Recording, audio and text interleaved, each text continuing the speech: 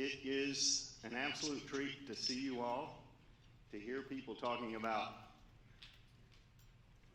water data around you. And for us at the OpenET Consortium, this is a really amazing moment because from the very beginning, it's been about the users. And to see so many users enthusiastic enough to come to New Mexico in the wind and spend some time here talking about the applications of OpenET is just inspiring and exceptionally rewarding. I should start my computer so that I don't lose my track. But I am Maurice Hall, and I serve as the interim executive director of OpenET Inc., which is a nonprofit group that the OpenET Consortium, the group of people who have built and produced the science behind OpenET, formed to serve as a hub and a support for the broader consortium now that the OpenET platform and tools have been launched and are being launched. And so I'm just going to welcome you a little bit, introduce a few key people that have been involved in different ways in the OpenET process, give you a little bit of an overview of the OpenET, sort of how we got to be here, and then we'll get to the real sweet stuff when I introduce Forrest and Melvin to talk about some of the updates on the platform. Now, before we start our program, I do want to acknowledge that we're very pleased and to be hosting this on the lands of the Santa Ana Pueblo. And these are the current and ancestral homelands of the Tamiya people. And we want to honor the Tamiya, their rich culture, their elders current, their elders of many generations past, and the emerging elders of the future.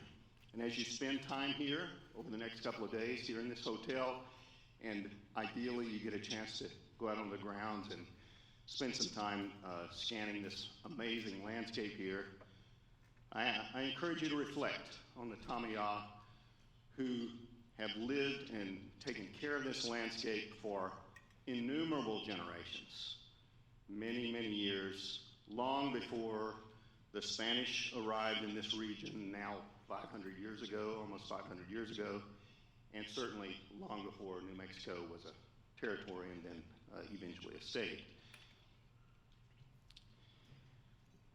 Now, to give you an overview of the next couple of days, I want to introduce Rachel O'Connor.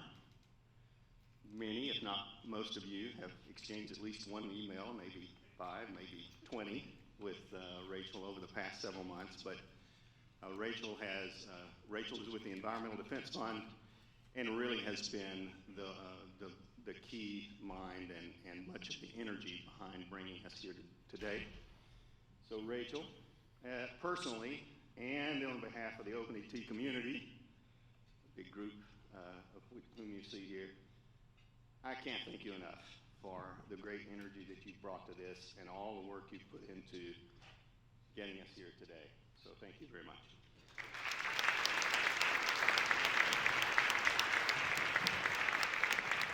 Thank you, Maurice. Thank you all for joining us here today. Over a year ago, I sent out a poll to those subscribed to our OpenET newsletter, and if you are not a subscriber, I encourage you to visit our website and do that. And in that poll, I said, if we were to host a conference, you as an OpenET user, what would provide value to you? What would you want to see? And we heard loud and clear that there was a lot of interest in gathering and a lot of interest in wanting to hear how other people are using the data and having an opportunity to make connections and foster collaboration and have shared learning with folks out there across the country that are using OpenET data. And so that really helped plant the seed for what we are doing here for the next day and a half, which is really applications focused. This is, as Maurice said, we have always really been user driven from the start, and so this conference is really about trying to bring all of you together for that shared learning, because I think when we are able to look across geographies and look across sectors, we are able to enhance our collective understanding as well as our collective capacity to address some of the water and land management issues that we are facing today. This conference also affords the opportunity to bring together you all, the OpenET user community, with our science and technical team. And we, through this coming together, we'll be able to strengthen each other's work through feedback and dialogue.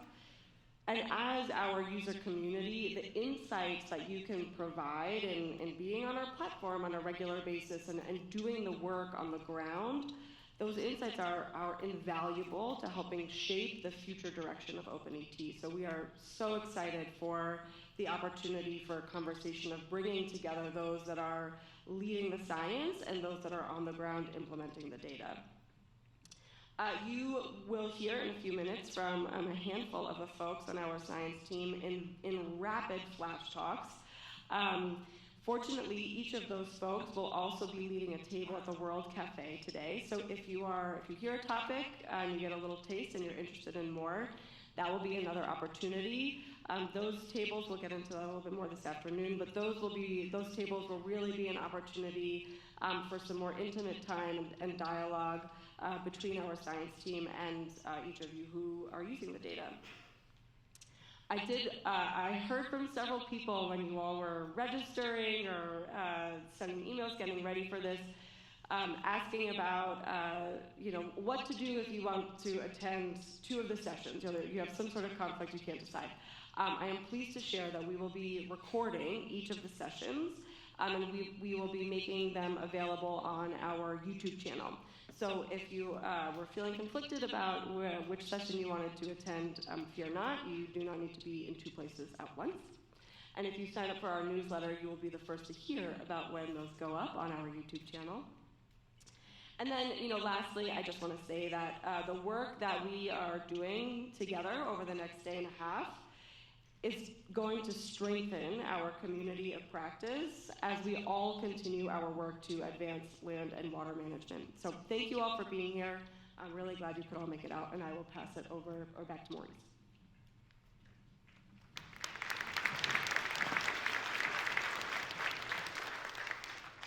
Thank you very much, Rachel. So for those of you who are users, some of you may be fairly familiar with the OpenET team, the OpenET process, how we got here, but many of you probably aren't as familiar. So I want to give you a little bit of an overview of that. And given our time constraints and the importance of getting to the meat of the matter, this is going to be very quick, so I apologize in advance for not mentioning a number of really important people and organizations that have been critical to this process, but I'm going to give you a little bit of a picture. Now, first of all, it starts with the users. And from the beginning, this has been a user-centered design process, and I can't thank enough those early users who are willing to step up and be sort of guinea pigs and work with us and dedicate considerable amount of time to give us feedback very early on when it was even some uncertainty in our minds of what OpenET was going to be. It also starts with the science. And this dozens, if not hundreds of people who have worked over decades to build, test, and refine the science of the models that translate satellite-based data and other data into the ET estimates that are so important to us. And we're lucky to have a number of those top leaders in this field with us today. You'll meet a few of them later, and ideally you'll have a chance to spend some time with them over the next few days. Now, none of us would be here without that foundational science and this incredible legacy of work. Now, around 10 years or so ago, a handful of people started asking the question of, can we put this data into a platform using some of the new advancements in cloud computing, spatial computing, things like Google Earth Engine, and improving web access, et cetera, and bring this data that had been used and in practice in a few spots for many years to a wider range of people. And then about 8 years ago, a handful of us, and I'm pleased to have been part of those early discussions to help facilitate it, not that I bring a lot of the technical knowledge, but to help facilitate it and bring some funding to it, started the focused effort to build OpenET. Now, an amazing technology team was assembled. A good portion of that rests at the Desert Research Institute and CSU Monterey Bay, but it also included a number of the foundational science teams from federal agencies around the country.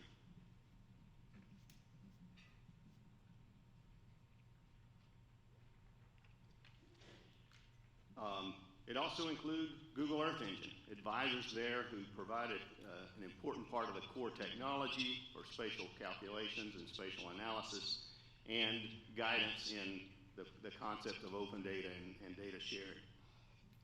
And certainly the web developers at Habitat 7 have been important from the beginning and have done a masterful work, really a work of art in building the web interface. And we, as I mentioned, added expertise from a number of partner institutions, universities, federal agencies. And then around them, we pulled in project management, communications, outreach support from organizations like the Environmental Defense Fund, NASA, and USGS contributed in those areas, and other agencies. And importantly, again, a whole range of early users from across the West. And we pulled all this together to build the platform and a set of tools that you users are now using and turning into action and improved water management. And of course, we couldn't have done this without the support and the resources, including funding resources. And there's been a wide range of those, including foundational funding from USGS, NASA, USDA, ARS over the years. And, importantly, flexible philanthropic support from a number of foundations. I'm going to run down a list of the foundations that have supported us over time, starting with the S.D. Bechtel Jr. Foundation, the Gordon and Betty Moore Foundation, the Walton Family Foundation, the Windward Fund, the Keith Campbell Foundation for the Environment, Lyda Hill Philanthropy, the Laney and Pasha Thornton Foundation, the Telluride Foundation, the Water Funder Initiative, the Desert Research Institute Mackey Endowment, the North, South, and Central Delta Water Agencies of the Sacramento San Joaquin Delta in California, and again, foundational support from the NASA Western Area Water Applications Office and the NASA Applied Sciences Program. And then in-kind support has come from a number of fronts, including partners in the agriculture and water management communities, the Water Funder Initiative, and the Environmental Defense Fund. And of course, we couldn't have done this without our partners at the Google Earth Engine, who provide a key part of that core technology and have continued to provide in-kind computing resources to support the OpenET Consortium. Now, in the last couple of years, and part of the reason I'm part of the welcoming committee, you might say, is that the consortium organized this nonprofit, OpenET Inc., to serve as this hub and support services, and essentially provide a glue for the consortium moving forward. And I'm serving on the board of that nonprofit and currently serving as the interim director. And it's worth noting that we, over the coming months, will be putting together a job description and advertising to hire a new permanent executive director, so I hope you'll keep a lookout for that and consider if you or some of the people in your circle might be good candidates to join and serve a critical core function in this hub.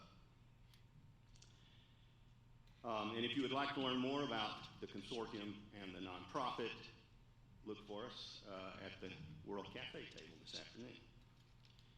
We actually have another member of the board of directors of the OpenET nonprofit with us today, And I want to introduce Luis Villa. Luis has worked in the open source world for his whole career.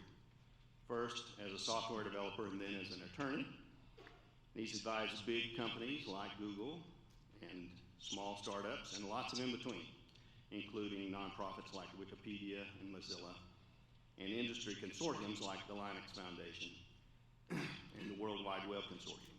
And currently, he's working as a co-founder and general counsel of TideLift, which is a company that formed to make open source work better by connecting corporate users and paid developers.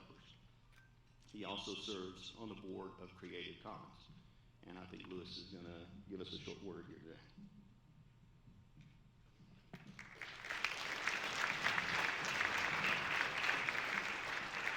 So I've told a few people here today that I think I know less about water than anybody else in this room.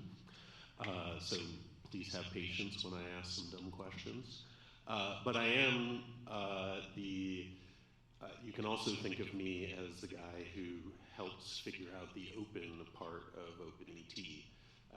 As Maurice said, that's been, my career has been trying to help the users and the developers who use and rely on open.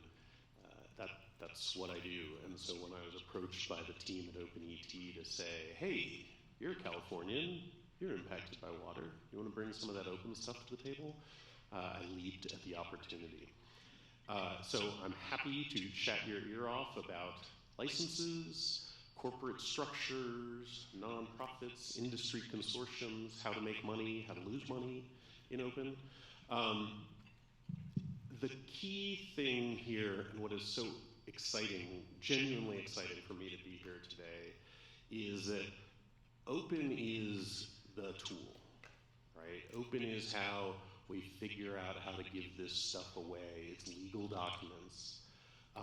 But the actual magic is the community, right? Is the people who get together, who share these coffees, who share whatever your beverage of choice is, and who build these connections at things like today that will carry on to, this is just the first of these, right? And to be able to build these connections and build things together that are going to impact the world in a very real, tangible way.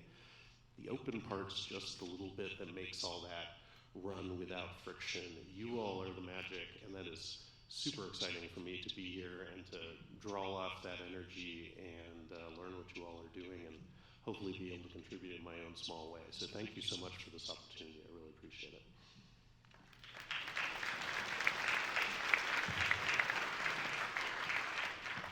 Thank you very much, Luis. And the chair of the board of the OpenET nonprofit, Joya Banerjee, formerly of the S.C. Bechtel Jr. Foundation, sends her regrets. She had some family matters that came up that prevented her from being here today, but she is certainly here with us in spirit and is working diligently to help us build this nonprofit into a healthy support service for the consortium going forward. Now, I mentioned those funders that have supported us, and key among them has really been the Walton Family Foundation. And Ted Kowalski, who's a senior program officer with the Walton Family Foundation, is here with us today. Ted's a senior program officer and leads the Walton Family Foundation's Colorado River Initiative. And prior to joining the foundation, Ted was the chief of the Interstate, Federal, and Water Information Section for the Colorado Water Conservation Board. And in that role, Ted represented the state of Colorado in state, interstate, federal, and international negotiations.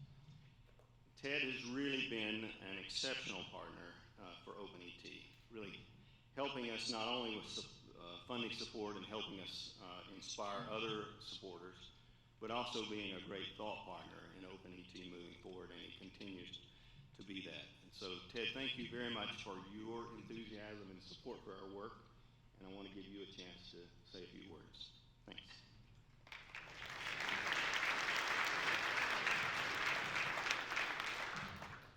Thanks, Maurice. Thanks, Rachel and Louis.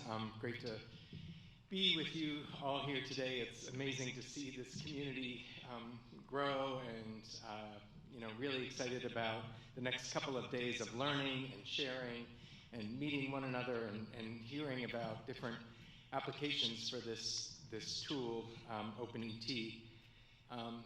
As Maurice mentioned, I lead the Colorado River program within the Walton Family Foundation, and that is a family-led philanthropy. We focus on 3 areas: home region, trying to improve the quality of life of Northwest Arkansas. We work on K-12 education, trying to provide opportunities for all children in K-12 education. And in the environment program, we really focus on protecting rivers and oceans in the face of climate change.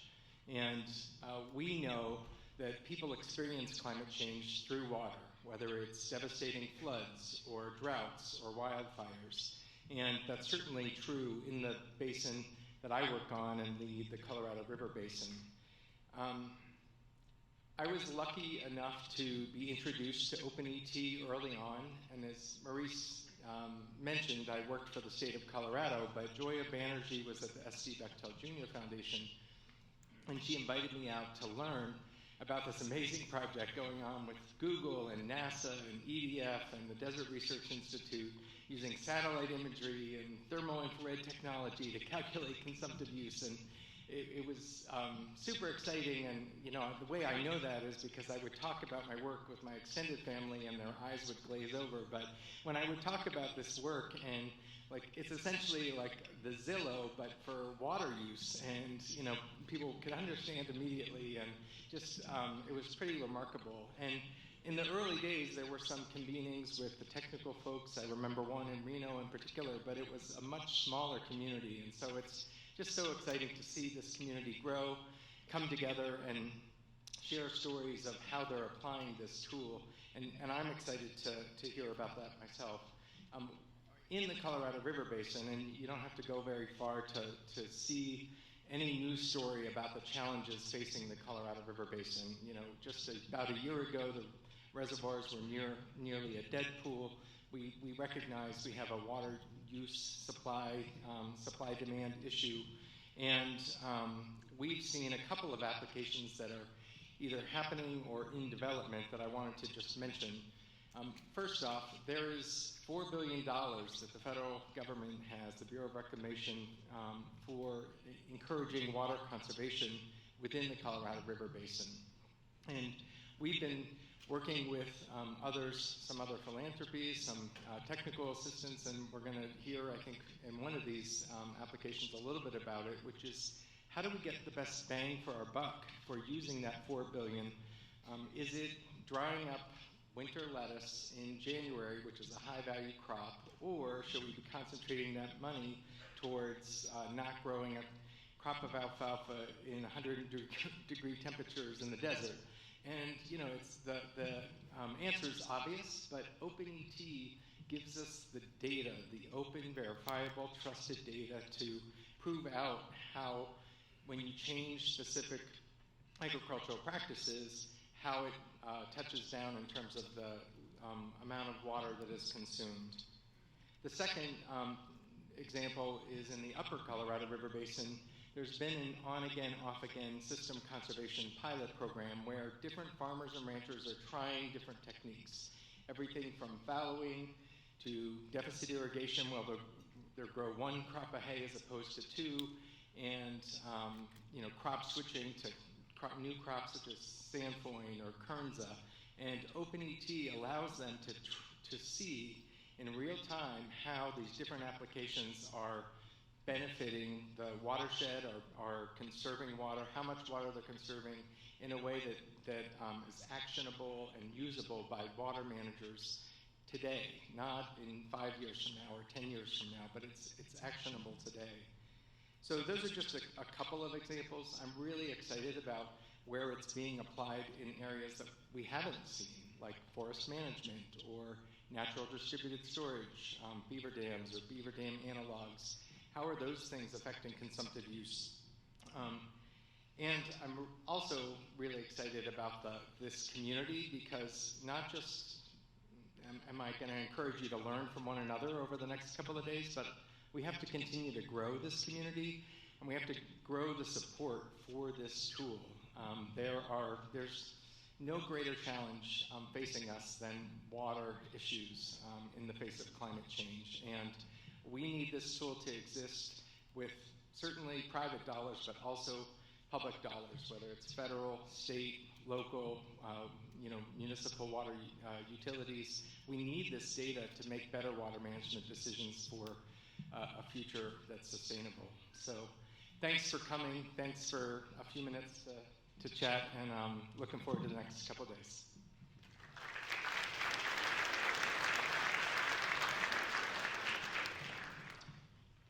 And so before I hand it off to Forrest and to get into the meat of the matter, you might say, we have a little special update that's not included in the program. And as most of you know, OpenET started in 17 western states, and we've already expanding eastward in the United States, but we're making a little bit of a leapfrog, in fact. I'm really proud to announce that, or to actually give Anderson a chance to announce that beginning now, one of our key science partners, Anderson Ruhoff, is beginning an effort to build an OpenET-like tool in Brazil. Now, Anderson Ruhoff is the head of the Department of Hydrodynamics and Hydrology and a professor of hydrology and remote sensing at the Institute for Hydraulic Research at the Federal University of the Rio Grande do Sul in Brazil. And Anderson, I'm wondering if you would give us a few words and just give us a sense of what's coming down the pipe in our neighbor to the south.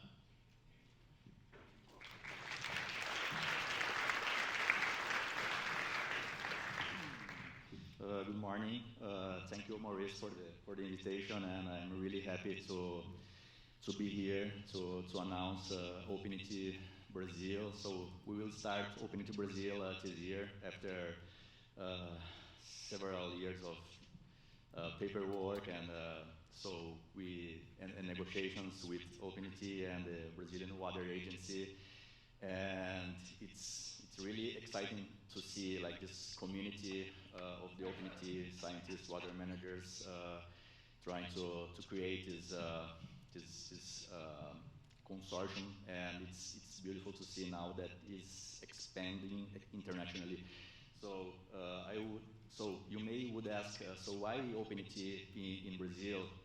Brazil has a large amount of fresh water, but we still have a lot of water-related conflicts. And so these water-related conflicts are increasing in Brazil due to climate change, deforestation, and many other issues. So OpenET is also needed in Brazil. So we have a lot of water conflicts there, and one of the key issues in Brazil is deforestation. So as you know, the tropical forests produce a lot of water vapor that goes into the atmosphere and produces rain downwind. So these downwind areas are large, and it can go to Argentina, to Uruguay, to the south of Brazil, to central Brazil.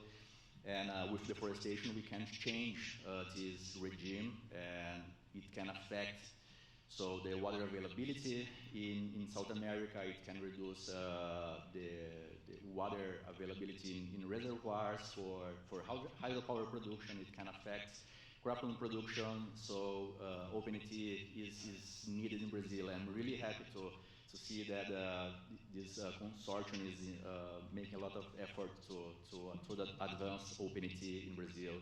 And thank you so much for the opportunity to be here. I'm really excited to be part of the OpenET here in the US and seeing now that is expanding to South America. Thank you.